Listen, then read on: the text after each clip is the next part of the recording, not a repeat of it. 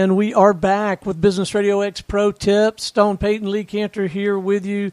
Lee, I remember hearing about this, maybe high school, maybe it was early in college, but how does this Occam's Razor apply to the business world?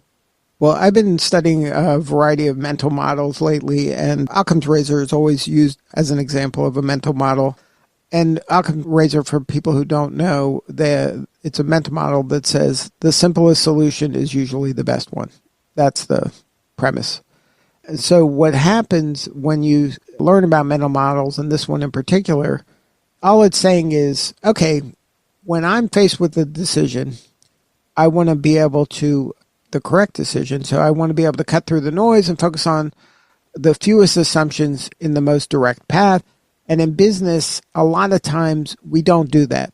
We're kind of overthinking, or we're adding kind of more complexity to make a decision because it seems like, we're covering all of our bases. Instead, sometimes it's best to go, well, what would be the simplest solution that would solve the problem?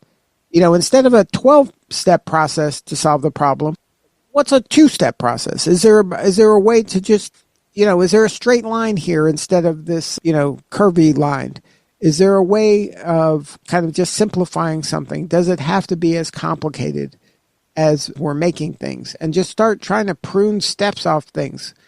Like, get down to the heart of what you're trying to do. What's the one thing that if we do this one thing, that's going to move the needle right now? Get rid of everything else. Get focused. So Occam's Razor kind of forces you to cut through that kind of clutter and just focus in on the best possible solution in the most straightforward way. Now, it's not really being simplistic. It's just being efficient and effective. So try it on. Next decision you got, just try to eliminate all the complexity and focus in on the shortest distance between two lines, one straight line.